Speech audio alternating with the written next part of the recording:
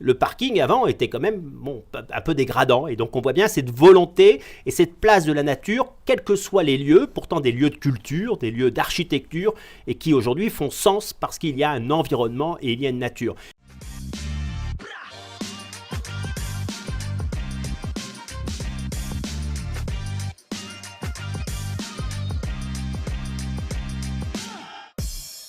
On le voit, cette combinaison gagnante avec la mise en expérimentation, les stages longs, en tout cas l'immersion, ça elle est fondamentale dans l'expertise et l'apprentissage. Grande richesse là aussi de retour sur des étudiants qui, aux quatre coins de la France ou peut-être du monde, dans le cadre justement de ces mises en immersion, reviennent avec des éléments, peut-être même de recherche, tant finalement des fois des spécialités ont été, je dirais, travaillées ou des innovations en tout cas sollicitées. Ça aussi, on sait travailler cette mise en acquis. Naturellement, c'est abordé. Et pour rebondir sur ce que tu as indiqué à l'instant, c'est-à-dire que ce qui est aussi très intéressant, c'est comment le tourisme aujourd'hui ne reste pas non plus dans son activité du tourisme, mais comment le tourisme travaille effectivement avec l'agriculture, travaille dans le domaine des forêts. Vous prenez un exemple comme Chambord, c'est un domaine national du château de Chambord. On voit bien cette dimension naturelle. Et longtemps, cette dimension naturelle était dissociée du château, puisque longtemps, jusque dans les années 2000, le fonctionnement de Chambord était justement un fonctionnement où le Centre des Monuments Nationaux gérait le château et un peu les abords. Et puis, c'était ensuite d'autres ministères qui géraient cette nature et cette forêt, des chasses, etc. Donc, et or qu'aujourd'hui, il y a eu un choix politique qui a été fait en France où aujourd'hui le domaine national de Chambord est géré par un seul et même établissement, une seule et même équipe, et qui gère l'ensemble du domaine avec cette volonté, par exemple, pour prendre le château de Chambord, où ils ont replanté des vignes. Il y a aujourd'hui des produits qui sont aujourd'hui au château de Chambord, c'est assez intéressant, où on peut acheter dans les boutiques du château de Chambord le miel produit par notamment les ruches de Chambord. Le vin de Chambord. Voilà, il y a effectivement, il y a aussi le potager de Chambord, où on peut même effectivement... Donc on voit bien que même des sites culturels, patrimoniaux, donc on voit bien que les étudiants aujourd'hui, quand on est gestionnaire ou dans des équipes qui gérons aujourd'hui des équipements type château ou hôtel ou autre, cette dimension nature, elle est omniprésente. L'essaimage des projets, c'est également, je dirais, se mettre dans des territoires apprenants. On a le sentiment que d'un seul coup, au-delà de l'université, une seconde est là et complémentaire, bien évidemment, indissociable, c'est le territoire. C'est le territoire et comment aussi le tourisme fait sens avec la société. C'est-à-dire que c'est pas, le tourisme n'est pas quelque chose qui est à côté de la société ou qui est un élément imbriqué, en tout cas de manière très, très visible dans la société. C'est-à-dire que le tourisme devient de moins en moins peut-être visible, justement, parce qu'il fait société. Il devient l'élément qui,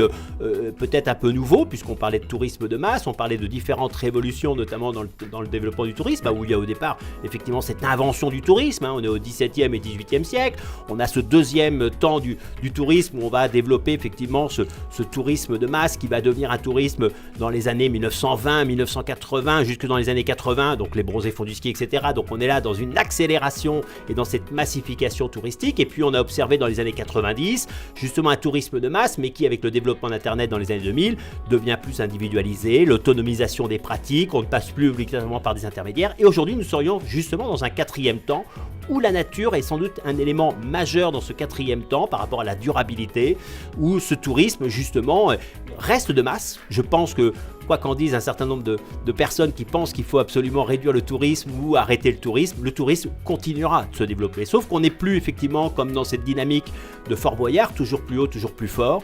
Le tourisme va continuer de se développer, mais de manière sans doute plus soucieux, plus soutenable, en intégrant justement des valeurs peut-être aussi de proximité, d'hospitalité, donc d'autres champs qui intègrent aujourd'hui cet environnement du tourisme et où la nature tient cette place de la nature, ce besoin de nature qu'on a connu aussi après la période Covid, de ces enfermements, etc., continue en tout cas d'imprégner et d'accompagner ce développement touristique. Justement, l'université, et c'est en particulier bien sûr, on peut parler d'ingénierie, de la transmission, je dirais des innovations pédagogiques. J'ai le sentiment que nous en sommes là, c'est-à-dire que c'est la pédagogie qui innove parce qu'elle doit se mettre en conformité ou en avance peut-être sur son temps dans certains cas. C'est peut-être ça aussi l'ADN de l'ESTOA. Alors l'ADN de l'ESTOA, c'est effectivement cette réflexion permanente de comment on enseigne, qui est propre aussi à tous les instituts nationaux du tourisme. On questionne, on se réunit, on est avant tout chercheur effectivement, donc par rapport à des thématiques, par rapport à des stratégies d'acteurs, des pratiques, mais aussi sur la pédagogie. Tu as tout à fait raison. c'est un sujet qui est insuffisamment, à mon avis, abordé en France ou accompagné sur cette ingénierie pédagogique. On parlait de modèle français à travers les instituts nationaux du tourisme et comment aussi on porte et qu'on réfléchit, comment l'apprentissage aussi a été de nouvelles manières.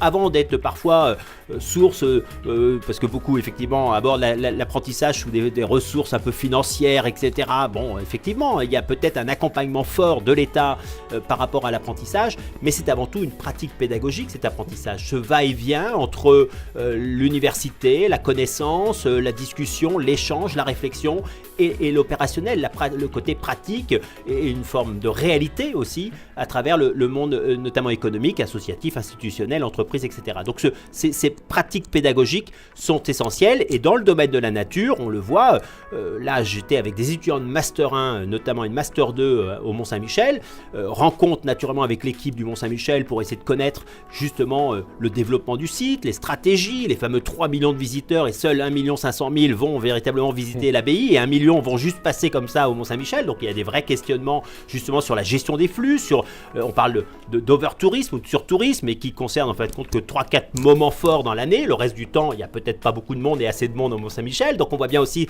toute cette réflexion sur les flux parce quand on parle de nature, quand on parle de lieu, c'est comment on travaille cette gestion des flux et pas uniquement parce qu'il y a des pics et comment on gère ces pics. On voit le Louvre aujourd'hui avec ses 30 000 visiteurs jour, donc on est bien sur des jauges. Donc il y a aujourd'hui des solutions. L'Alhambra à Grenade qui a mené depuis très très longtemps des réflexions sur la pratique du lieu. Et pour revenir sur le Mont-Saint-Michel, on voit bien aussi la place qu'a pu occuper justement le côté maritime, cette volonté de reconquérir cette approche maritime avec cette fameuse passerelle, le fait de repousser ce fameux parking qui était au pied du mont et qui aujourd'hui, qui a fait grincer des dents, qui a fait discussion, mais qui aujourd'hui est totalement accepté et tout le monde s'accorde à dire qu'en termes de pollution visuelle, le parking avant était quand même un peu dégradant et donc on voit bien cette volonté et cette place de la nature, quels que soient les lieux, pourtant des lieux de culture, des lieux d'architecture et qui aujourd'hui font sens parce qu'il y a un environnement et il y a une nature. Et lorsque nous sommes avec les étudiants, aujourd'hui, le Mont-Saint-Michel, je pense qu'il y a 10 ans, lorsqu'on allait visiter le Mont-Saint-Michel avec les étudiants, on visitait, on rencontrait l'équipe, on allait à l'abbaye, on voyait un peu le village, les commerces, etc. Et puis on repartait. Aujourd'hui, on n'imagine plus aller visiter le Mont-Saint-Michel et rencontrer la dynamique du Mont-Saint-Michel sans être avec les chemins de la baie, c'est-à-dire des guides nature qui nous emmènent faire cette traversée de la baie, aller dans les sables mouvants. Alors on était en mois de décembre, mais on voit bien que les étudiants aujourd'hui, c'est des choses qu'ils intègrent totalement et qui leur paraîtraient totalement incongrues d'aller uniquement visiter l'architecture sans voir cet environnement et ce qui fait sens aussi autour du Mont-Saint-Michel à travers cette baie.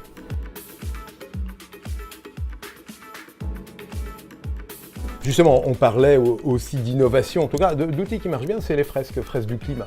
Par exemple ici. Alors nous justement par rapport aussi à ces postes, par rapport à ces profils en tout cas de collègues qui interviennent sur ces thématiques, on a une collègue aujourd'hui qui est MAST, maître de conférence associée, Caroline Mignon, qui est présidente d'ATD, les acteurs du tourisme durable, qui porte aussi les universités du tourisme durable, auxquelles les instituts nationaux du tourisme sont totalement engagés.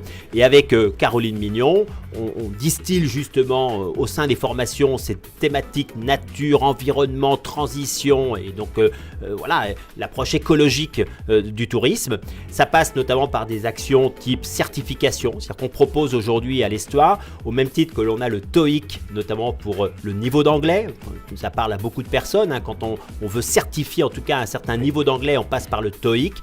Il y a la même chose aujourd'hui qui existe quand on parle d'écologie, de nature et d'environnement, et c'est ce qu'on appelle la certification TASC, qui est aujourd'hui dispensée et assurée et proposée aux étudiants, ce qui permet aussi à travers notamment une réponse et un certain nombre de points de pouvoir reconnaître son niveau de compétence. C'est pas non plus une fin en soi, mais en tout cas de démontrer qu'il y a cette appétence et cette certification et cette reconnaissance des étudiants dans ce souci justement de l'écologie, du durable et de la nature quand on parle du tourisme. Donc ça c'est un point important que l'on a mis en place et toujours avec Caroline Mignon, nous avons mis en place la fresque du climat qui est aujourd'hui assurée pour tous les étudiants de licence. Si tous les étudiants de la licence, notamment tourisme et hospitalité, s'engagent approche dans cette fresque du climat où on le travaille de manière collective pour essayer de comprendre justement, et on est même au-delà de ça puisque aujourd'hui on parle même d'une fresque du tourisme et qui questionne justement ce développement et cette mise en place du tourisme. Bon, on n'a pas fini en tout cas d'être des touristes, c'est vrai, il faut l'évoquer. À partir de notre paillasson, on peut devenir un tourisme, et donc il faut en tout cas s'embarquer. On le voit plus qu'un marché, en tout cas je dirais un attrait pour celles et ceux qui veulent aujourd'hui transformer leur vie professionnelle finalement en enchantement. Le tourisme en tout cas est une voie à plus d'un titre. Exactement, merci à toi.